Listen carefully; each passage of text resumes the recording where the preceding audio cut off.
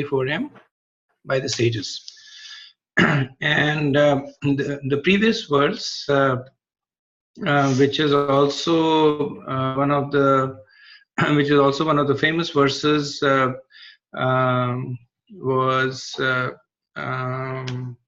just a minute.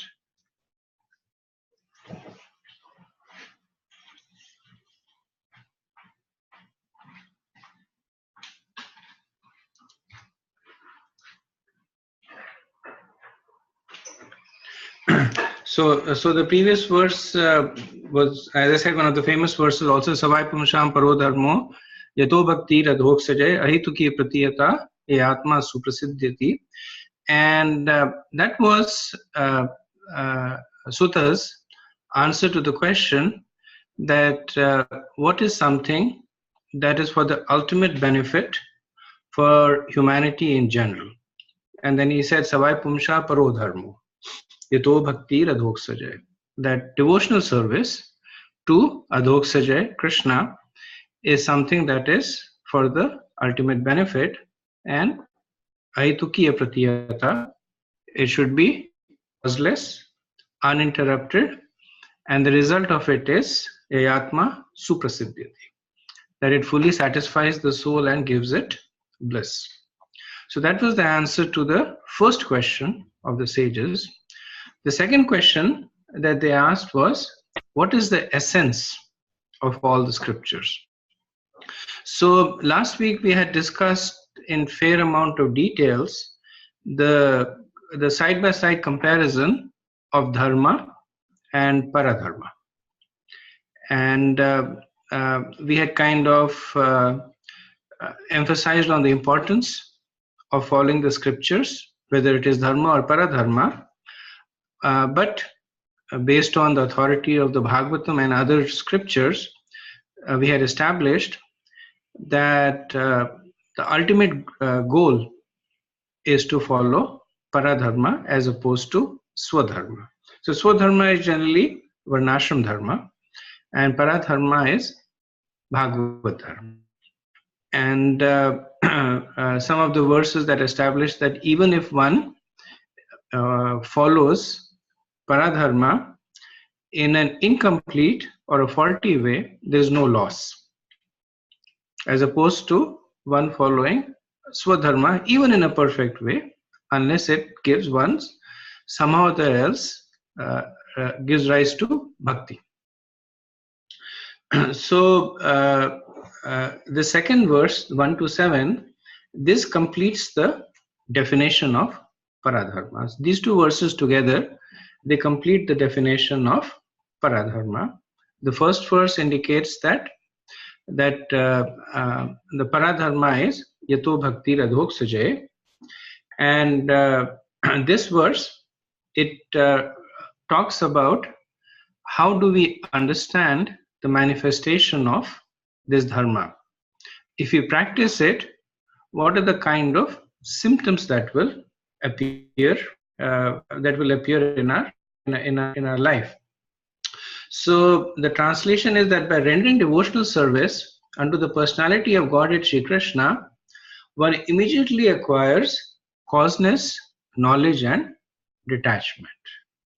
Jnanam cha vairagyam jnanam cha yad ahitukam. Ahitukam is causeless, and jnanam vairagyam, these words you are familiar with. They come very often in the Bhagavad Gita. So an important point that is being made over here is that Jnana and Vairagya are the result of bhakti.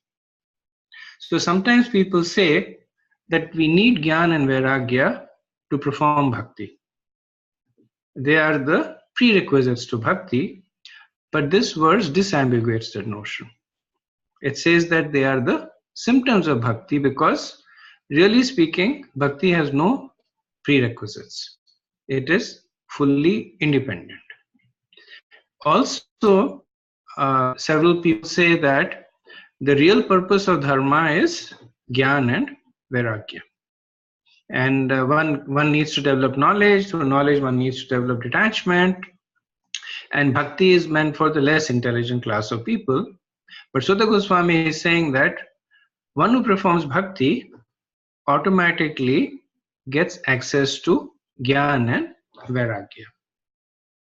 So I'll read Srila Prabhupada's purport. He has a nice purport, and yes, all his purports are nice, but this one it answers a lot of questions that we may face when we are preaching, especially to people who have some kind of Vedic understanding, some kind of knowledge. So Prabhupada says, those who consider devotional service to the Supreme Lord Shri Krishna to be something like material emotional affairs may argue that in the revealed scriptures, sacrifice, charity, austerity, knowledge, mystic powers, and similar other processes of transcendental realization are recommended. According to them, bhakti or the devotional service of the Lord is meant for those who cannot perform the high grade activities. So this was one of the criticism that was leveled against Chaitanya Mahaprabhu. They would say that he does not, since he cannot understand Gyan, since he cannot understand the intricacies of the Vedas, all he does is that he runs around and he shouts like a madman. So Prabhupada continues, generally it is said that the bhakti cult is meant for the Shudras, Vaishyas, and the less intelligent class. But that is not the actual fact. So this Prabhupada he is directly, even though he doesn't say it, but he is directly attacking the followers of Sripad Shankaracharya, who basically hold on to this notion that bhakti is for those who are not able to, who do not have the intelligent acumen or the proper training to study the scriptures. Then Prabhupada says, but that is not the actual fact. The bhakti cult is the topmost of all transcendental activities, and therefore it is simultaneously sublime and easy.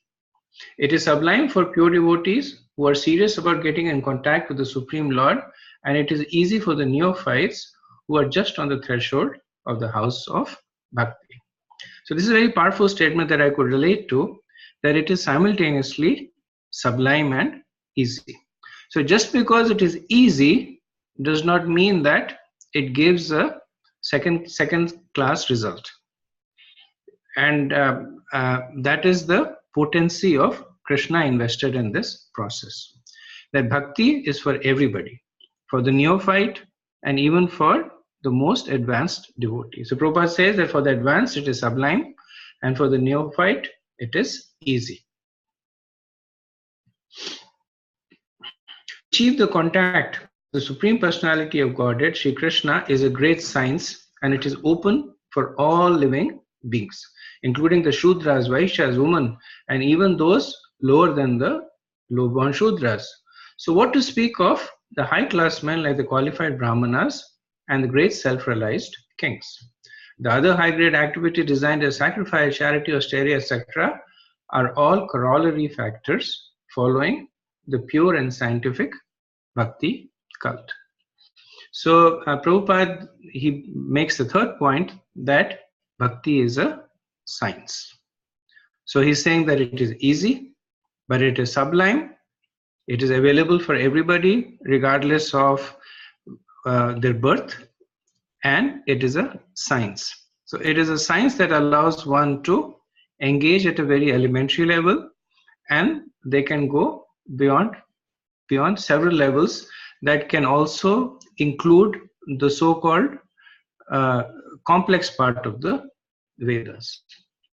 So we are studying the Srimad Bhagavatam, which is a direct commentary on the Vedanta Sutras. In traditional study, Vedanta Sutras was reserved for the highest level of the Brahman intellects. After they had done the study of so many other Vedangas, so many other parts of the Vedas, were they allowed to study the Vedanta Sutras. But because we are following, as Srila Prabhupada says, the Bhakti cult, we have direct access to the Vedanta Sutras. So in one of the Chaturshloki Bhagavatam verses, this is 2936, it is mentioned that Bhakti is Sarvatra Sarvada. which means that anywhere, anytime. So Prabhupada has a 10-page purport on this verse. This is the Chaturshloki verse, and he speaks very eloquently about the pervasiveness of bhakti. He says that even animals can do it, and there are instances of it. When Chaitanya Mahaprabhu was in the Jharkhand forest, then he had tigers and lions and deer doing Harinam. And we see in Ramayana that when Lord Ram was building the Setu, the bridge to Lanka, then the spider or the squirrel and the monkeys, they were coming to help. And the reason that they got this opportunity was not because they had Gyan and Vairagya, but because they had Bhakti. So what does this verse say? What are the symptoms of Bhakti? So when we are embarking on path, and when the path is as subtle as spirituality, then the acharyas, they also want to lay down a roadmap that this is what will happen to you when you are advancing in the process. So this verse gives us somewhat of a roadmap. So it says that when you practice bhakti, two things will happen: Gyan and Vairagya. So Gyan and Vairagya are considered to be the children of bhakti. So if you want to see how much progress we are making, then these are, amongst other things, these are the two indices that can help us determine. In the Bhagavad Mahatmya, so this is part of the Padma Puran, there is a pastime of how Narad Muni was traveling in earth, and this is at the onset of the Kali Yuga, and he was very distressed by seeing the situation of the people in Kali Yuga. And then he reaches Vrindavan, and there on the banks of the river Yamuna, he sees a young, very a pretty beautiful young girl sitting, and by her side were two very old men, they looked like they were about to die, and this young girl was crying. And the Narad Muni asked her, "Who are you and why are you crying? And who are these two men who are in such a pitiable condition?" So the young girl says that, "I am Bhakti Devi, and these are my two sons, Gyan and Vairagya." So Narad Muni was confused, and he said, "Generally a mother is older than the children, but I see that it's opposite over here." So she says that when Krishna came, then by his influence, bhakti was nourished everywhere. But because of the onset of the age of Kali, people are no longer able to practice knowledge and renunciation. The Vedas have disappeared, and through the study of the Vedas, one gets Gyan, and through Gyan, as practices deeper, they follow mystic processes, and then Vairagya come. But all that is absent. So my two sons, they are in a really pitiable condition. So the point that is made over here is collaborated over here is that Gyan and Vairagya appear as the offsprings of bhakti. So we'll have a brief discussion of both of them, Gyan and Vairagya. We are familiar with the terms, but we'll discuss it in the context of the Bhagavatam.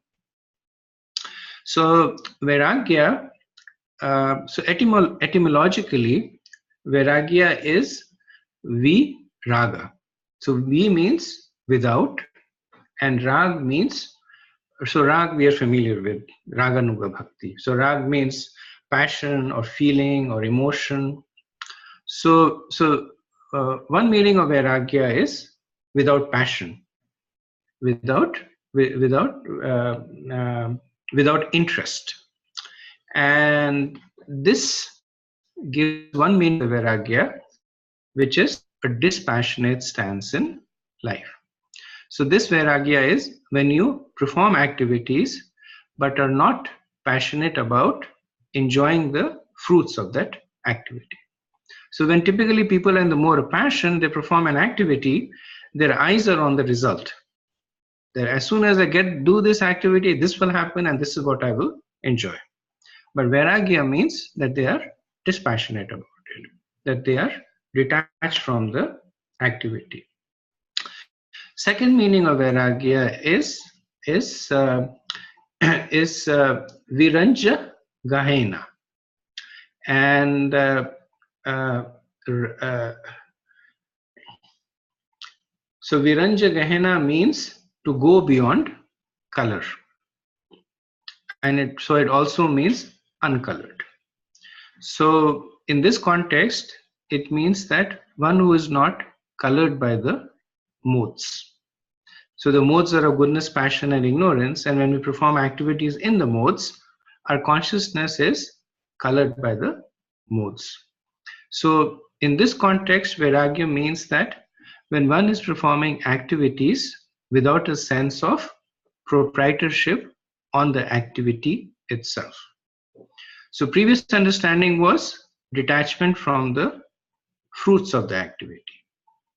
This meaning gives us the understanding that detachment from the activity itself. So you perform the activity, but you don't have the sense of doership. So previous was the sense of proprietorship, that I am the owner of whatever this activity will produce.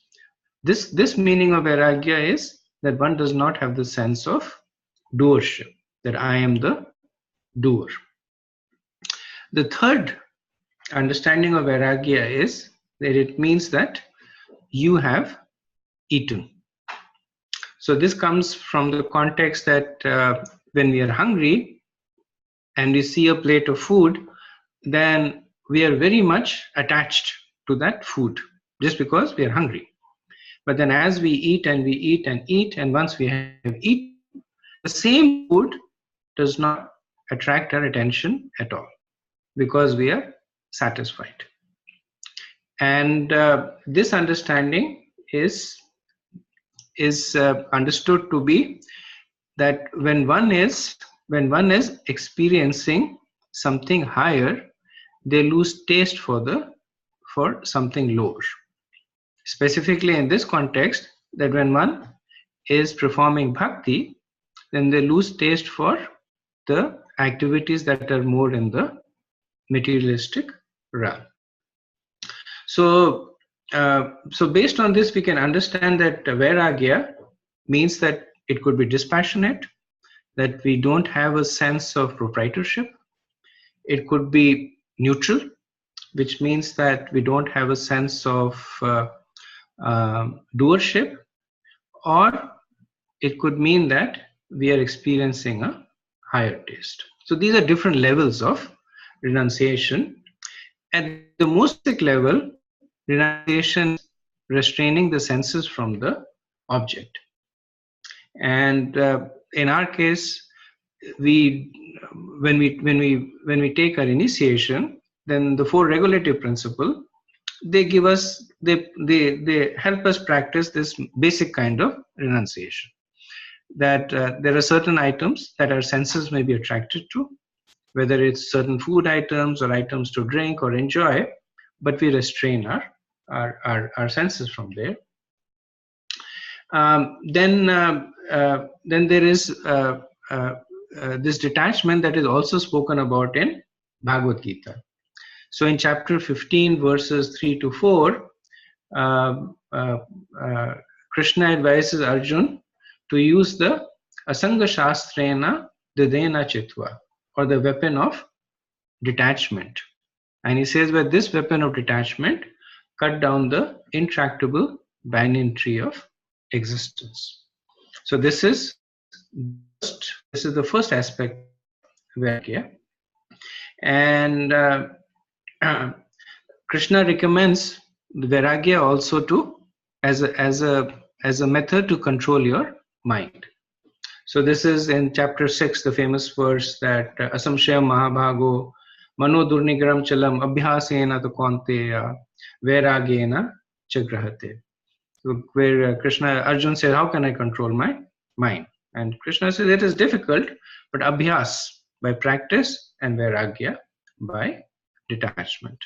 So these are examples of the basic level of renunciation. Then the next level of renunciation, where one renounces the concept of doership, That is explained again in Bhagavad Gita, second chapter, verse 55. Prajahati yada kaman sarvan partha manogatan atmani eva atmanya tushtam sthita pragyas tadochyate. So Krishna says that when a man gives up all varieties of desires for sense gratification, which arise from the concoction, then his mind is purified and finds satisfaction in the self alone. And he is said to be pure transcendental consciousness. So now here the focus of Vairagya is not in terms of engaging the senses with the object, but in terms of giving up the desire for enjoying that object. And how is it this done? This is done by experiencing a higher taste. So the higher taste verse is 259. Vishaya vinivartante nirarasya dehinam raso varjam raso apiyasya param drishtva nivartate. Where Krishna says that by ceasing engagements, by experiencing a higher taste, he is fixed in consciousness. So, so we see that the different levels of Vairagya have been given for people, devotees at different level of advancement. We start off by trying to restrain our senses from the object.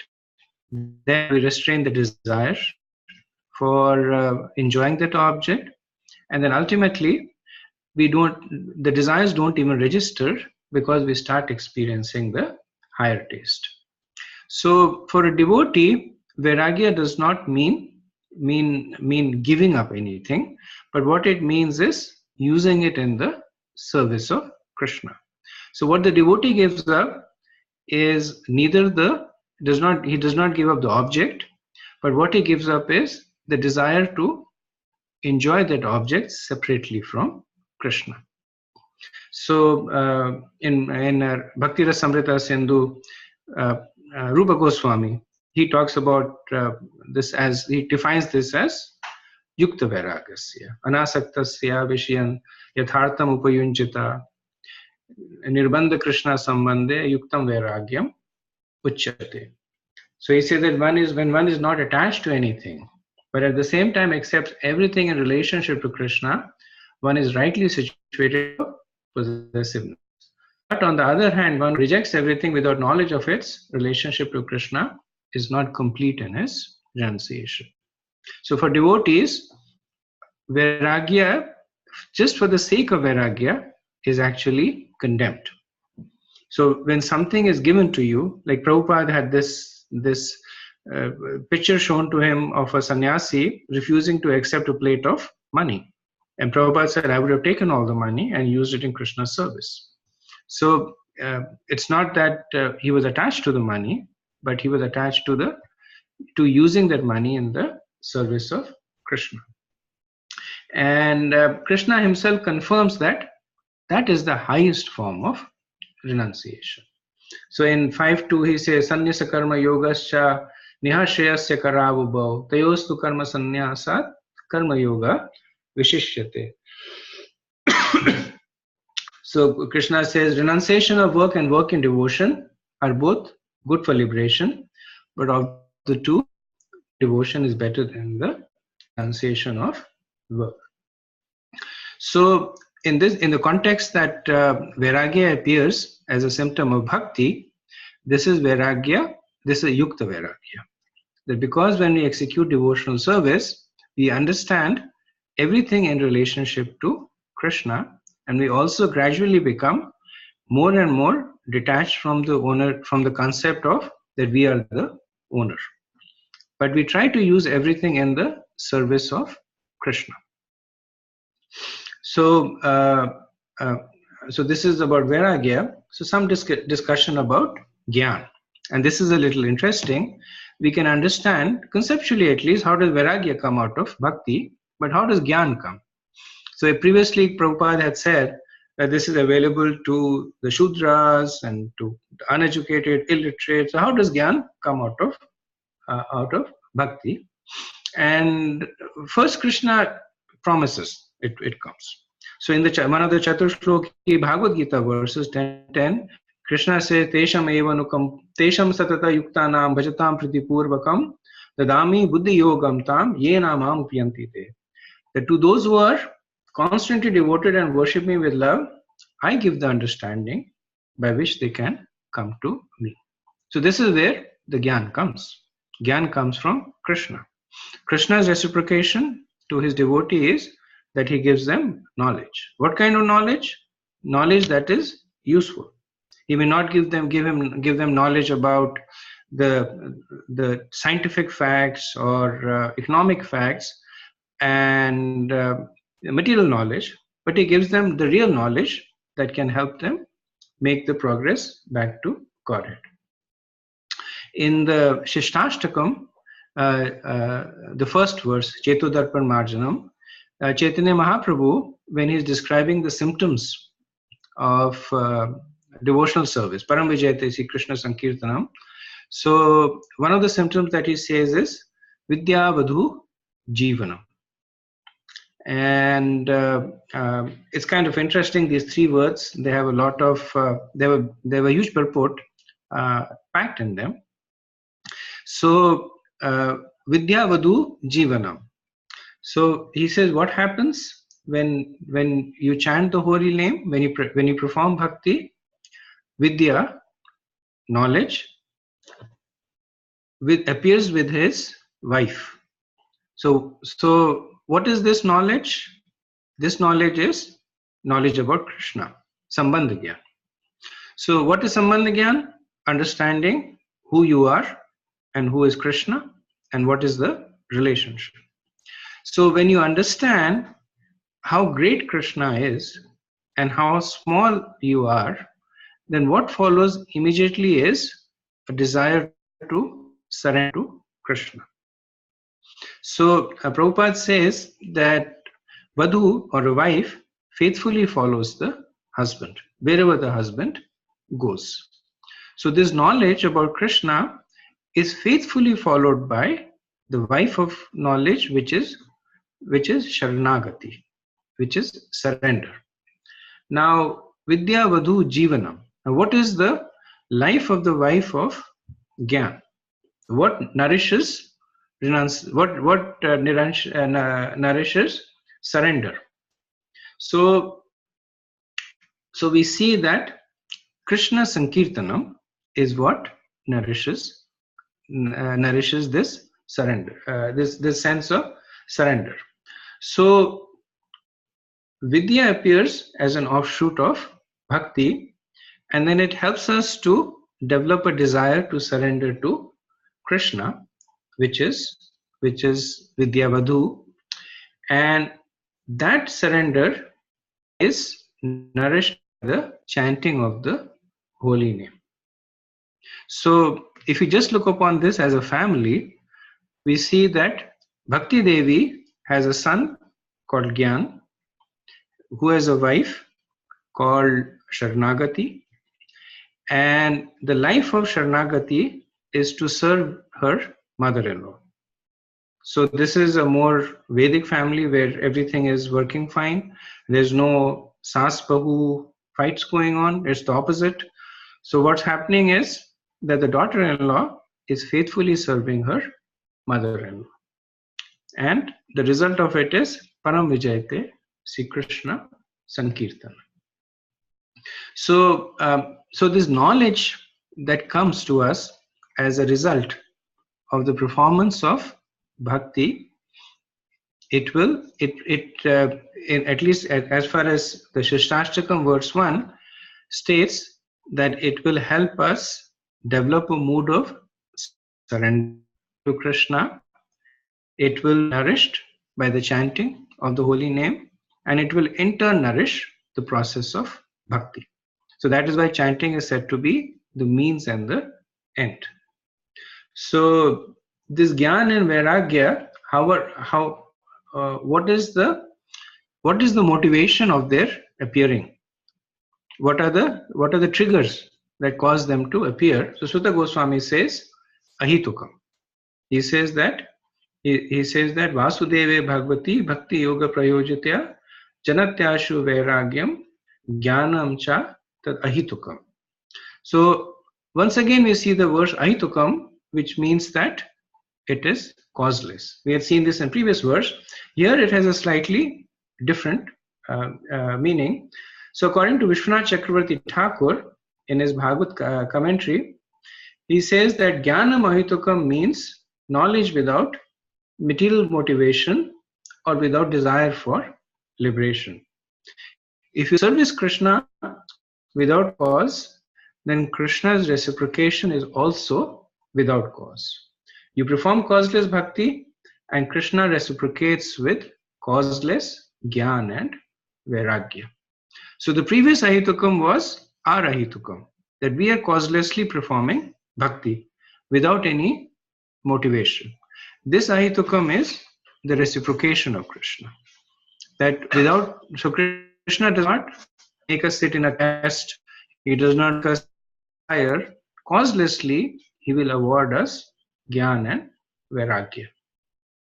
So Prabhupada comments on this. This is a commentary on the 1010, the Chatushloki we discussed, that a person may have a bona fide spiritual master and may be attached to a spiritual organization, but still, if he is not intelligent enough to make progress, then Krishna from within gives him instructions so that he may ultimately come to him without difficulty.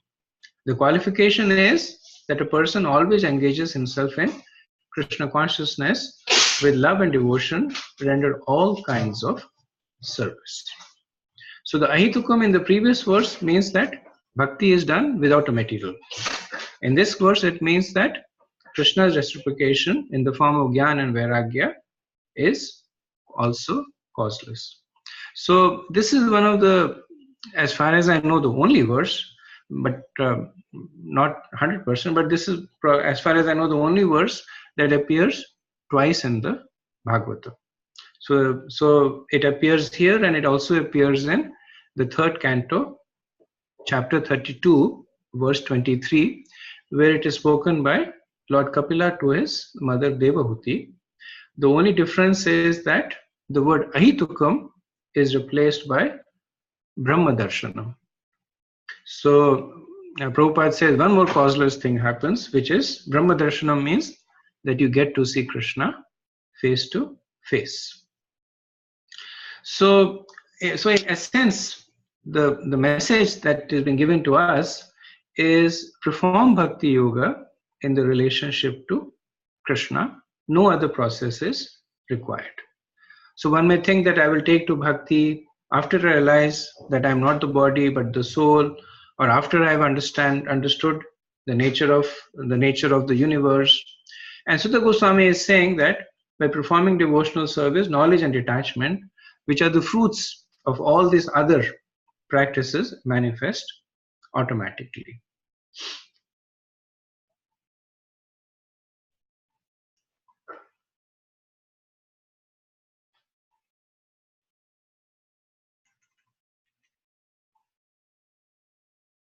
So later on, Srila Prabhupada comments, this is the purport on this verse, Prabhupada comments, being the supermost occupation of the living being leads him out of material sense enjoyment. That is the sign of a pure devotee.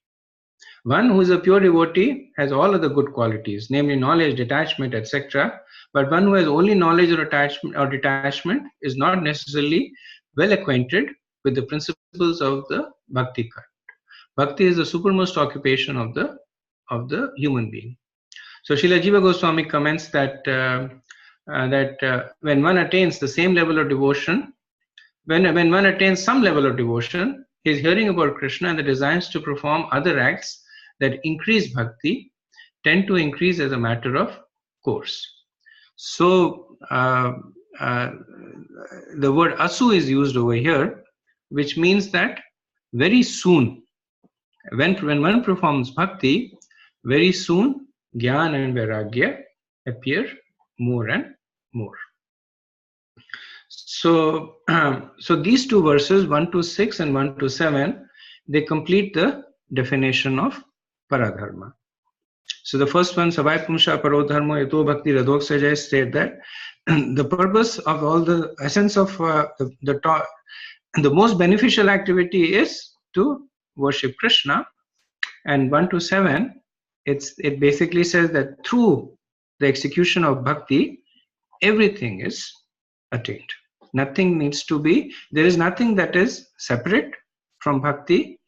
Everything depends on bhakti, but bhakti does not depend on anything. So I'll stop over here and see if there's any comments or questions.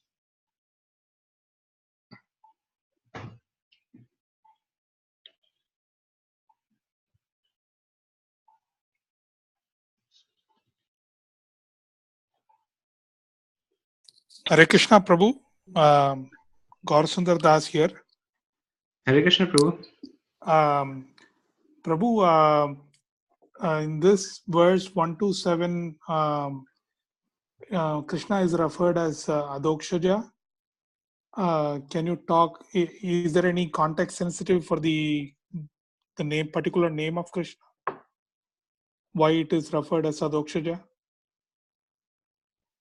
So here is referred as Vasudev, right? He Vasudeva Bhagavati Bhakti Yoga Prayojita. I think you're talking about 126. Savai Punsha Parodharmo Ito Bhakti Radhok Sajay. So Yes, that 126. Yeah, both. Now I have a question on both, like why the particular name is used.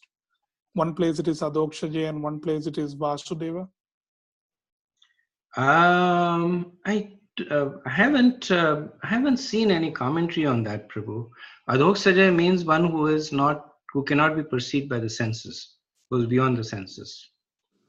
And it's a good question. I can do some more research, but based on what I've read, there does not seem to be any commentary on Sutta Goswami using the word Adhokshaja and Vasudev in these two verses.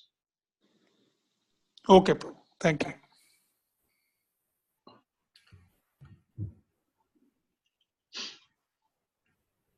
Hare Krishna Prabhu. Hare Krishna Sarang Prabhu. Obeisances. Prabhu, can you continue this pastime about, I know that at the end when Narad Muni was speaking to Bhakti Devi about the two sons, he made a promise that in Kali Yuga that Bhakti will be revived, and then, you know, it connect to our Sampradaya, it connect to Prabhupada as well. Can you continue this little pastime until... Yes, I have. I don't. So I know the general pastime, but I don't know enough details. But yes, in the conversation that appears later on, Narad Muni recites a verse that is considered to be a prophecy about the appearance of Srila Prabhupada. So he talks about a verse of how a devotee will appear and spread the glories of bhakti all over the world. And then he says people who are Yavans, etc. And so there's no form. There's Prabhupada, of course, didn't comment on it. There are some devotees who have written commentaries on it. So the general understanding is that this is basically an acknowledgement of the advent of Srila Prabhupada.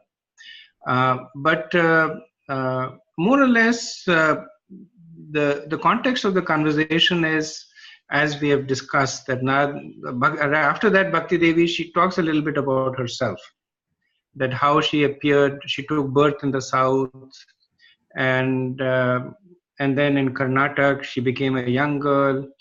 In Gujarat she became disturbed, and by the time she came to north, she was killed, and then she was revived again in the east. And the commentary is that the revival in the east is led by the Vaishnavacharyas like Bhakti Siddhanta, Bhakti Vinod, Srila Prabhupada. And the nurturing in Karnataka is through the Vaishnava Sampradaya leaders like Madhavacharya and other Sampradaya leaders. And Gujarat at some point used to be very spiritual, and if there are any Gujaratis on the call, please forgive me. But at some point then they started using bhakti for material gains. And by the time she came to north, the people in the north are openly Kali Bhaktas and very, very materialistic, so they just killed bhakti. there. So there's a little bit of discussion on that, and then Narad Muni after that says that, but I promise you will be revived and you'll spread all over the world. So I have a general understanding, Prabhu, but I haven't read it well enough to speak authoritatively about it. Yeah, thank you.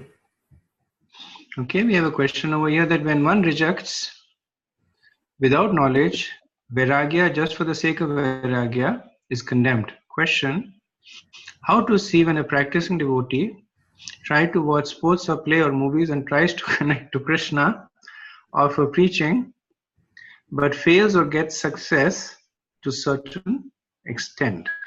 But fails or gets success certain extent. Try to watch sports or movies and tries to connect to Krishna. That part I understand. After preaching, but fails or gets. So I guess the question is that if somebody is applying the principle of Yukta Vairagya to activities like watching sports or movies, and fails or succeeds to a certain extent. So it's a good question, Prabhu, and we have practical experience with this, that sometimes people will watch sports just as an icebreaker, especially in America. If you go to somebody and you say that, how are the Redskins doing, or how are the Chicago Bulls doing, then it's a kind of a, you kind of get a small entrance to start talking to the person, and that's how people kind of use that for preaching activities. The general recommendation is that it's a bit of a slippery slope there. The distinction between, like, I'll give you an example. This is several years ago. One of the devotees that we were closely associating with, we kind of started together in Krishna consciousness, and he asked his Guru Maharaj that, is it okay if I buy lottery tickets with the understanding that if I win it, I will give the winnings to Krishna? And his Guru Maharaj said it's a good sentiment, but you have to be careful about what impact it will have on your consciousness. Because one way of buying lottery ticket is kind of like gambling. You're putting money and hoping to win. And his Guru Maharaj is Mukund Maharaj. And Mukund Maharaj said that you also have to understand that Krishna really doesn't need your money. He needs something much more valuable than that, which is your bhakti. So if by buying lottery tickets you impinge your bhakti, then it's not something that will make Krishna happy. So best is to steer clear of it. Now, of course, there are devotees who are more advanced, who can digest it, who can so to speak flirt with Maya, but still not get enamored by her. So it depends on what your adhikar is. So if you're at a stage where, yes, you can watch sports and plays or movies and find out that it is actually helping you preach, but it is not affecting you, then you're advanced enough to make that judgment. But for the most part, there are other ways to preach. Other ways to preach that keep you safe also, and also gives you opportunities to preach. Is that okay, Prem Kishore Prabhu?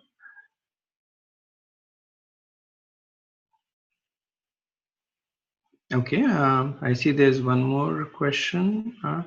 Okay, fine.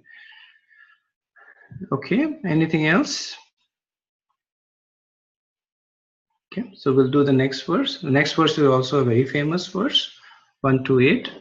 Dharmasvanoshtita pumsam vishwakse. Yes, Prabhu. Hare Krishna. Sorry, Prabhu. Sorry to disturb you in between. The Shankaracharya's followers say that they are like the devotees who are sentimental bhaukas kind of. On what scriptural authority that they say that devotees are emotional bhaukas, and reading Vedas is higher than doing bhakti? So, Prabhu, if you look at the study of the conventional part of the Vedas, it is a very rigorous and systematic study that takes you to different levels of elevation. That you read the Vedangas. Through the study of the Vedangas, you will get an understanding. So Vedangas is for you to learn how to read the Vedas, and you spend 6 to 8 years studying the Vedangas. Then you start reading the Vedas, the different sections of the Vedas. So, given the fact that the Vedas are the passage to Krishna, so Sripad Shankaracharya and his followers, because they are mostly they're followers of the Upanishads, and the Upanishads are the most complicated, complex part of the Vedas. So there are several quotes that I'm not I don't remember them verbally, but there are several quotes that talk about the Veda Rati, the path to the Vedas, which is the study of the Vedas, taking shelter of a guru, studying the Vedas for several years, and then you make gradual advancement. And by his own direct preaching, Sripad Shankaracharya was very strongly advocating the process of the systematic study of the Vedas. And at the same time, so during the time of Sripad Shankaracharya, the Bhakti movement was not very strong. Primarily speaking, most of the people were Buddhists at the time. So he himself did not directly have a lot to say about Bhakti. Couple of times when he had some interaction, it was more on a different way. That like when Shankaracharya's mother was dying, and Shankaracharya was by his side, and then he started reciting some verses from the Vedas, which talked about just the soul and the birth and death. And his mother was completely, she was, at the time of dying, she was bewildered. And then Shankaracharya immediately stopped, and he started speaking about the glories of Krishna. And then there is another time when Shankaracharya was walking by, and he saw a really old man, or old Brahman, who was trying to study the Vedas. And the followers of Shankaracharya had that mood that they would analyze the grammar, find out the different connotations of it. And Shankaracharya was very, very sad to see the Brahman. And he said that you're so close to your death. Why are you just unnecessarily undertaking this mental speculation? And then after that, he composed those famous Bhaj Govindam, Bhaj Govindam, Bhaj Govindam Mate poem, which is again, as in many things that great people speak, can be interpreted different ways. So Vaishnavas interpret it with an understanding that Shankaracharya was giving this recommendation that the highest purpose of one's life is Bhaj Govinda. And the followers of Sripad Shankaracharya give a slightly different interpretation, saying that if you're a Moormate, then Bhaj Govinda. That so Vaishnavas say that if you do not do Bhaj Govindam, you're a Moormate. And they say that if you're a Moormate, you do Bhaj Govindam. So as in everything, there's a little bit of difference in opinions there. But Shankaracharya was more or less representing the mainstream Vedas, because if you look at it, the majority of the Vedas talk about, and this will be spoken of in maybe 2 or 3 verses down, the majority of the Vedas talk about a gradual elevation through a systematic study and following of the scriptures. Okay, anything else? Okay, so we'll do 1 to 8. Like I said, this is again a very famous verse. Dharmasvanoshchata pumshan vishvaksena katha suyah nautpadiyed yadiratim shrameva hi kevalam. Translation, if I can get it. The occupational activities of a man performing the occupational activities a man performs according to his own position are only so much useless labor if they do not provoke attraction for the message of personality of Godhead. So in the previous two verses, Sutta Goswami had given a definition of paradharma. So the sages might ask and say that, wait a minute, most of the Vedas, they talk about swadharma. So what about swadharma? What about the swanusthita, which is swanusthita is according to your anushthan, according to your varna and ashram. So what about those activities? How do they fit in into this picture that you are painting? So in three verses, 8, 9, and 10, Sutta Goswami will compare swadharma and paradharma. So he does not define swadharma because he assumes that people know about it. He has defined paradharma, but he will put them side by side. So this verse is kind of similar to the 1 to 6 verse, Savai Punsha Parodharmo Ito Bhakti Radok Sujay, but in the negative sense. So 1 to 6 says, what should you do? That Yator Bhakti Adok Sujay, Ayetuki Apratiya Yatma Su Prasiddhati. Here this verse says that what you should not do. So it says, Vishvaksenu Kathasu Ya Shramevahi Kevalam. That if all the activities that you are doing are not able to evoke a Vishvaksenu Kathasu Ya, is not able to invoke a desire to listen to Krishna Katha, then it is completely useless. So Sutta Goswami also introduces a new concept over here that he will develop later on, which is Katha Ratim. So we'll see that devotional service per se, Sutta Goswami will later on say, depends to a great extent on Katha Ratim.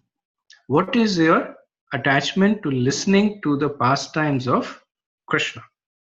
And then he will say that what is this dependent on? So I don't want to give away the thunder, but he introduces this concept and he will develop it later on. So you notice that in the last line, he uses three emphases. He says Shram, Eva, He, Kevalam. So Eva means only, He means certainly, Kevalam means entirely. So triple emphasis that he is making, that this is only, certainly, entirely useless work. So people might say that through the process of execution of varnashram, we may have this advantage or that advantage, but Sutta Goswami is clearly saying Shramevahi Kevalam. So Jiva Goswami, in his Bhakti Sandarbha, he offers Shastric evidence to prove that the goal of social and spiritual orders of the Varnashram system is to attain bhakti. And this bhakti is demonstrated by the love for hearing and speaking Krishna Katha. So of the 9 processes of bhakti, Shravan and Kirtan are glorified the most because they are the most potent, but also they are the most accessible. So if there is a medicine and the cost of the medicine is $20 million, it's a useless medicine. But if there is a medicine that you can get for 20 cents, then if it has the same potency of the $20 million, but factually speaking, it is much more potent because it is much more affordable. So it does not take a lot for us to engage in Shravan and Kirtan. It is enjoyable.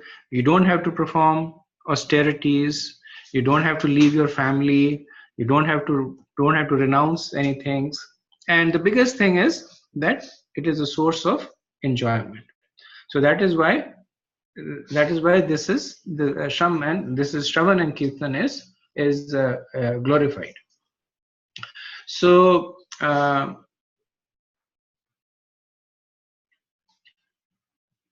one question that comes up over here is that the purpose of Swadharma, the purpose of the Varnashram system is for our purification. That when we follow, now in the age of Kali, the question itself is not very relevant, because that opportunity to follow Varnashram is not there. What is present is what is considered to be natural Varnashram. That just by natural propensities people have divided themselves, but there is no actual factual Varnashram. But still, for the sake of debate, somebody might say that the Vedas talk about Varnashram. It comes from Krishna himself. So isn't there a danger of giving up the Varnashram? And in the Bhagavatam, this is Narad Muni instructing Srila Vyasadeva. And this is a very nice verse that actually I recommend that you should memorize, because it is very good for preaching. So it has a slightly different meter. Tattva sadharmam charanambujam marer bhajan apakvotha pate tato yadi yatra ko badram abuddhamushyakem ko vartapto bhajatam swadharmata. Translation: one who has forsaken this material occupation to engage in the devotional service of the Lord may sometimes fall down while in an immature stage. Yet there is no danger of his being unsuccessful. On the other hand, a non-devotee, though fully engaged in occupational service, does not gain anything. So the Narad Muni is comparing the worst to the best. So worst in the sense that somebody has taken to the performance of paradharma, but is unsuccessful, has fallen down, incomplete. You compare that with the person who is perfectly performing Swadharma, and he says that the former is better. So Prabhupada has a very nice poetic purport. I know I use the word nice because whenever I read Prabhupada's purport, they touch the heart. So he says that the need of the spirit soul is that he wants to get out of the limited sphere of material knowledge and fulfill his desire for complete freedom. He wants to get out of the covered worlds of the great universe. He wants to see the free light and the spirit. The complete freedom, that complete freedom is achieved when he meets the complete spirit, the personality of Godhead. There is a dormant affection for God within everyone.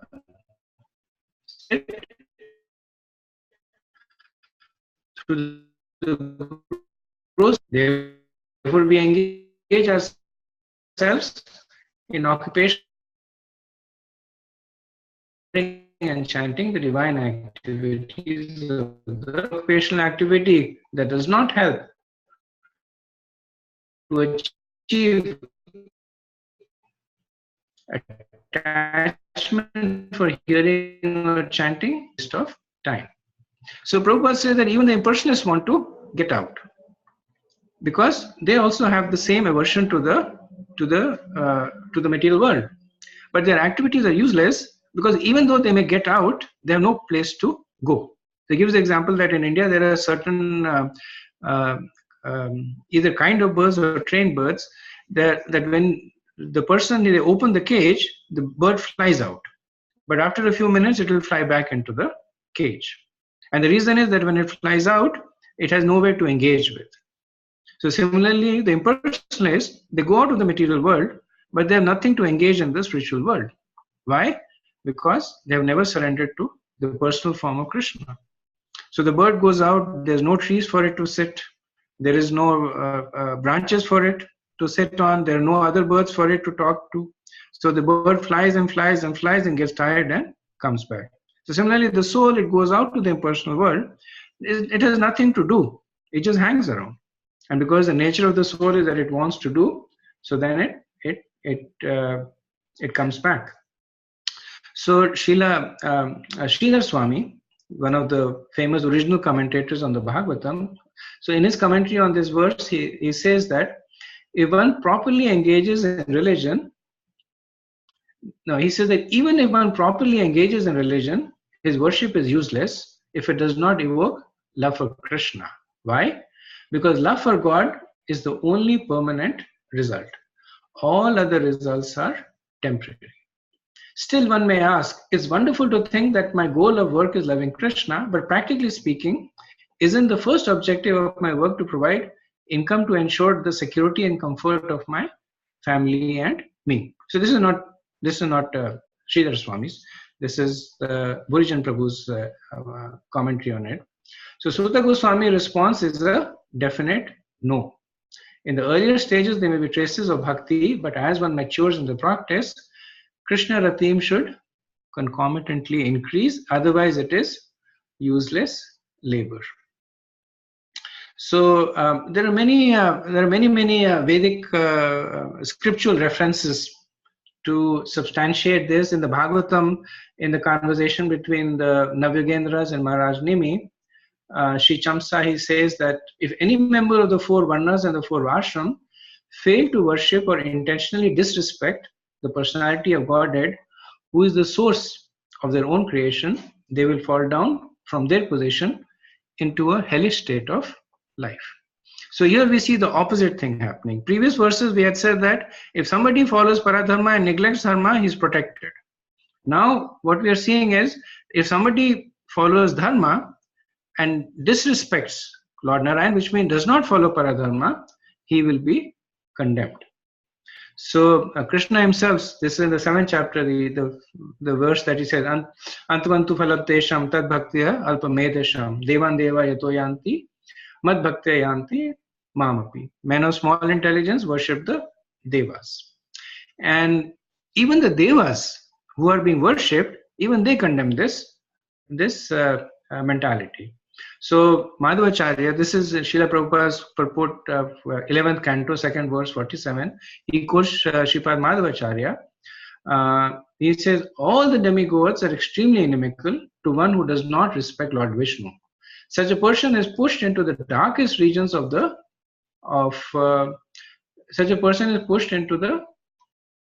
darkest regions by the Lord as well as by the demigods. So the conclusion is that while we don't reject Varnashram, because if you see what it says is it does not reject Varnashram, but it says that if it does not evoke Krishna Ratim, then it is useless. So while we don't reject Varnashram, what we see is that how can we use Varnashram to advance in our Krishna consciousness. So in the previous verse, when we had studied Gyan and Vairagya, we had talked about Yukta Vairagya. So this verse is a practical implementation of Yukta Vairagya. Even if you were to follow Varnashram system, where because of the rules and regulation of the Varna and Ashram, you have to engage in various ways. But if you engage with Yukta Vairagya, if a Grahastha, he engages in sexual activities for the purpose of producing Krishna conscious children. If he earns money so that he can support the temple and the devotees. So the Varnashram is being followed, but the perfection of the Varnashram is that the results of the Varnashram are helping one in developing attraction to hearing the pastimes of Krishna.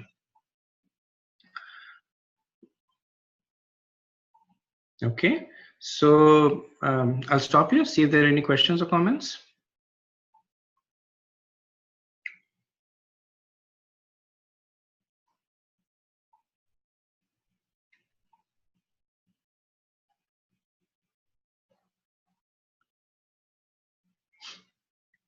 If not, I can continue to the next verse.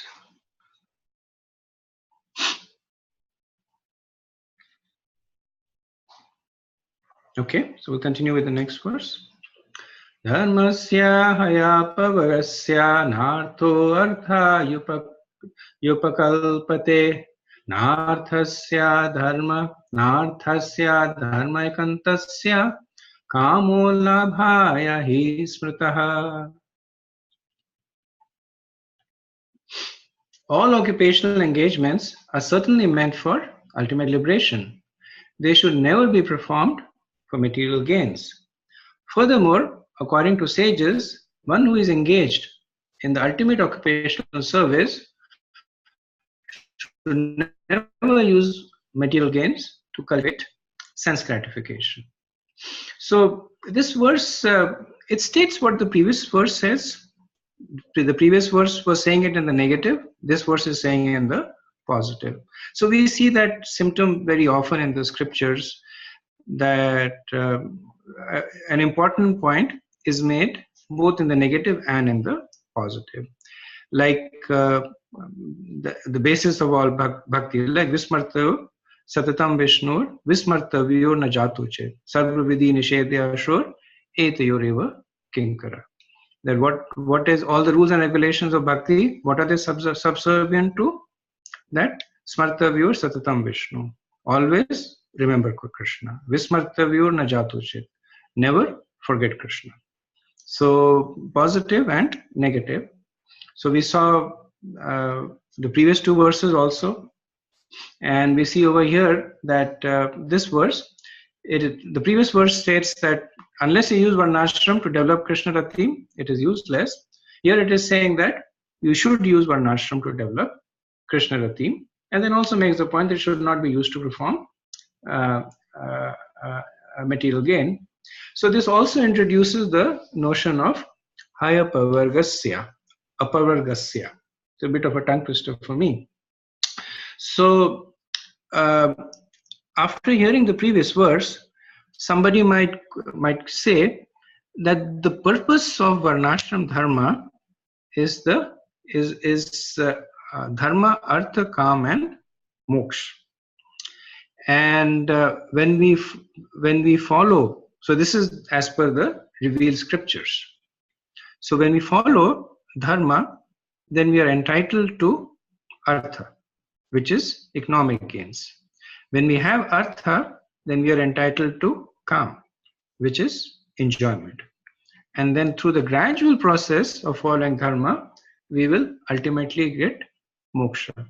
So these are the pancha purusharthas that are given to us, and they're known as the pavargas. So here Sutta Goswami is saying that dharmasya hai apivargasya.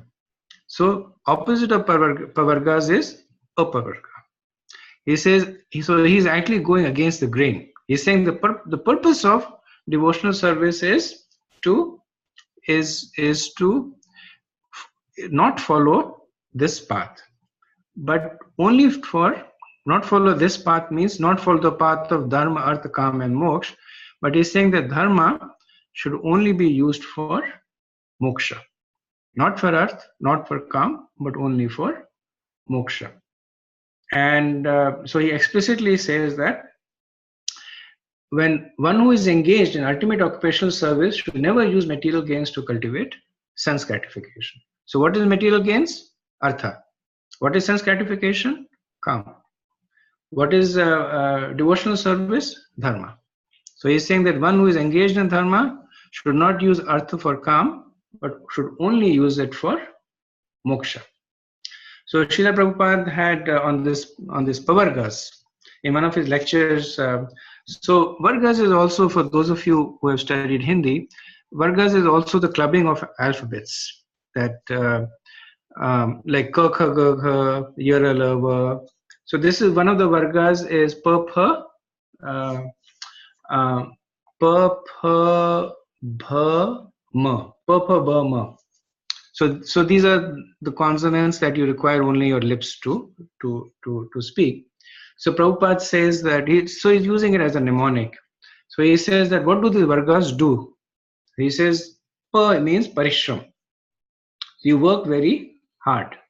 Ba means vyartha, that you get frustration out of this hard work. Bha is bhaya, constantly fearful what will happen to you. And at the end of the day, ma is mrityu. So you work very hard day and night till foam comes from your mouth with exhaustion, but the result is frustration and in the end, death. So Prabhupada is making the point, that's what you get out of following the vargas, which is dharma, arth, kam, and moksha. That you work hard, you get frustrated, you're constantly fearful, and at the end of the day, you die. In the second canto, Srila Prabhupada mentions that the smile of Krishna is the most alluring material energy for those who are not serving Krishna. So that is the power of Maya Devi. Distract one, but the same smile of Krishna becomes the most attractive thing for the devotees. So the question is that what if one does gain wealth? And the answer is that one uses it for moksha. One uses it for the purpose of making devotional advancement by serving the devotees and the deities. So Prabhupada would joke that so many people at the end of their life, they will come to Vrindavan. They are rich people, but before coming to Vrindavan, they will give all the money to their children. And they will say, now I am Virakt. Now I'll come to Vrindavan. And Prabhupada would say, when they come to Vrindavan, Krishna says, where is all your money? You just come as a beggar to me. All the money you made in your life, come along with that money also. So Prabhupada says that is the mentality. The people try to cheat Krishna, but Krishna is the ultimate cheater. So, another understanding that is also given, this is given by Vishwanath Chakravarti Thakur in Madhurya Kandamni. So he says that one performs bhakti, then one automatically gets three things. So what are the three things that come out of bhakti? These are not the desired outcome, but they come anyway. So they are puja, labh, and pratishtha. So one becomes worshipable, one, if they so desire, gets material gains, and one becomes famous. And Prabhupada says that, in a lecture he gave in Radha Damodar in 1971, he says that if you're following dharma, never use the arth and kam that you get out of dharma for personal enjoyment. He says, especially if you are in Vrindavan. If you are in Vrindavan and you do it, you will take birth as a dog or a hog. So you'll become a Brajvasi, but not in the way that you want to be. So the sages have concluded that the occupational duty is for Apavarga. It is for us to break this cycle of birth and death, which the Vargas are capturing us in. So every time we have a desire, we have to take a birth. Every time we do an activity with a desire, we have to take a birth. So whether we have a desire to enjoy, or whether we have an outcome on our activity that we did to enjoy, both cases we have to take birth. So the purpose of bhakti is to break this cycle. So what it means is that even if we perform varnashram, we perform it with the understanding that it is with the understanding of yukta vairagya. And the caution is that if as a result of bhakti we get artha, or kama is personal preference, but if we make economic advancements, labh, then very strongly caution of not using it for personal enjoyment, not using it for your own calm, but for pleasing the senses of the devotees and Krishna. Okay, so 1 to 9, I'll stop over here, and the rest of the time we'll devote to any discussions or question answers.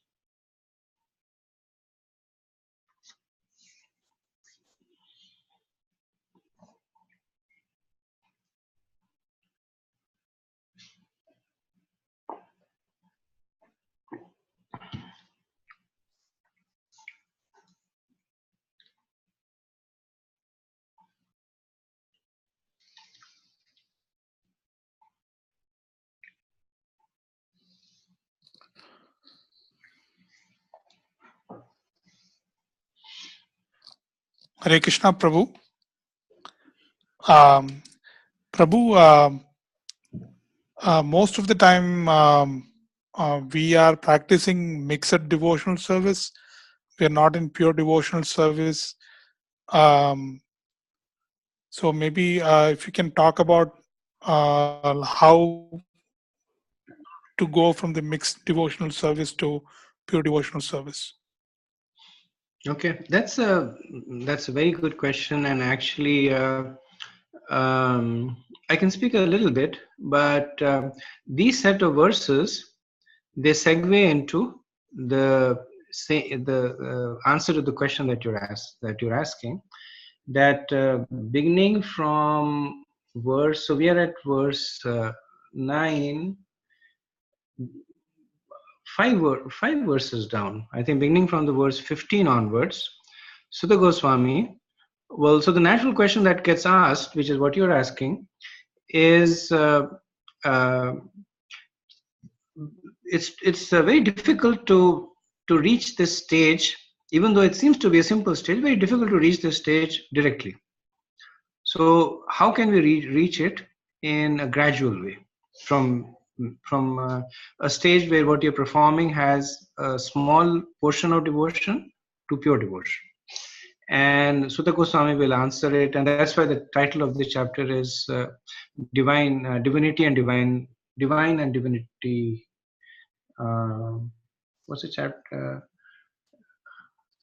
Divinity and divine services. So divine services is basically the progression of bhakti from the stage of Shraddha to the stage of prema.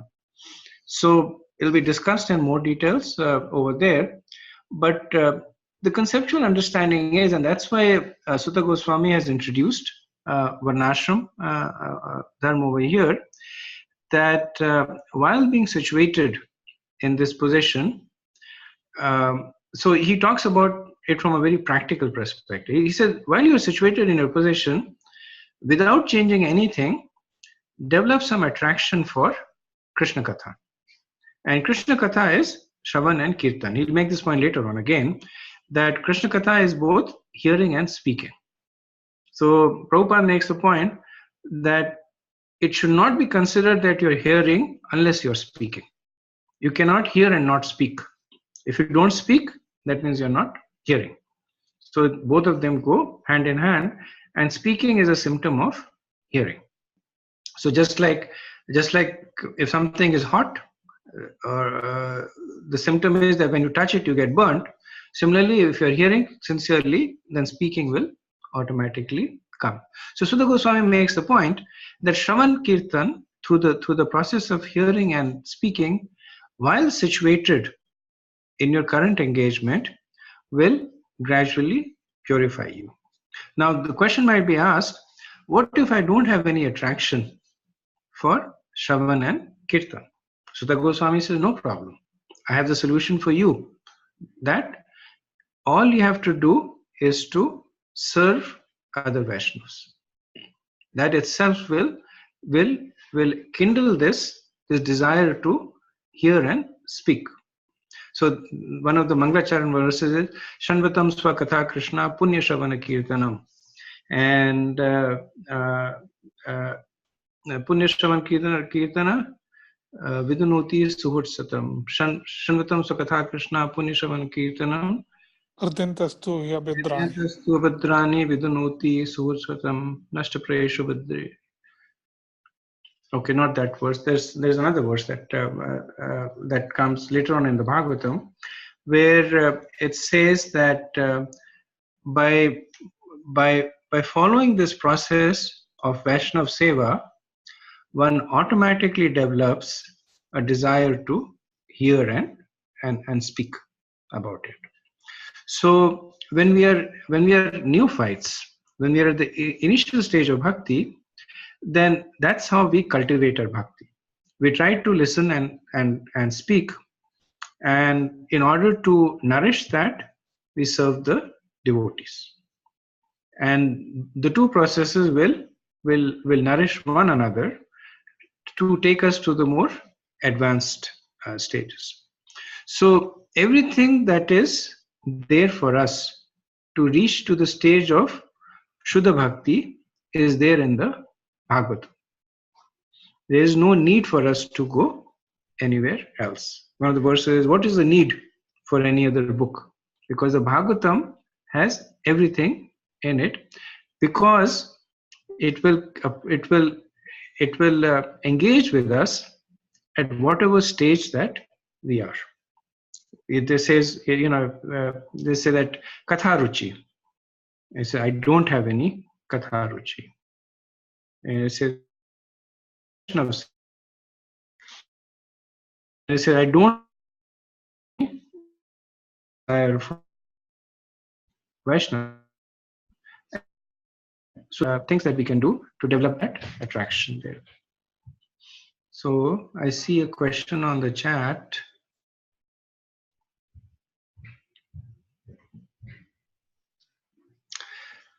So we discussed, if one properly engages in religion but without prema bhakti, it is useless. If it does not involve in love of Krishna, how do we see devotees of the Madhava Sampradaya? So the Madhava Sampradayas, they're not, so this is a Vaishnava Sampradaya. It's not that they don't follow the process of Krishna Bhakti. In fact, we ourselves are a part of the Madhava Sampradaya.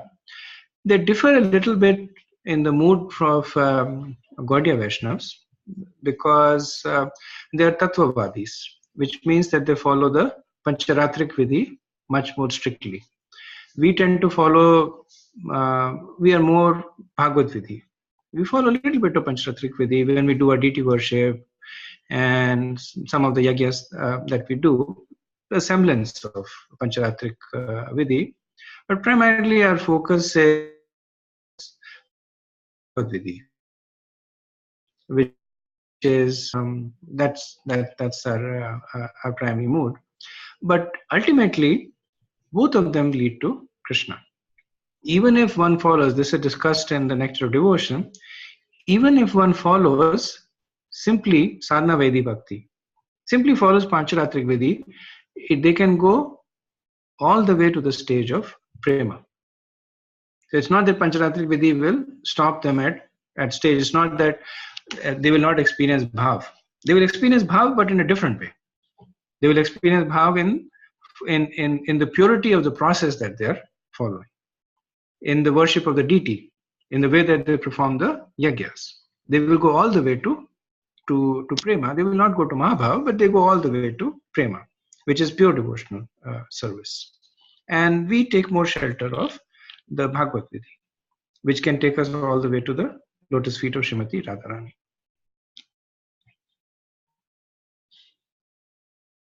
Okay, we still have a few minutes. Any other questions?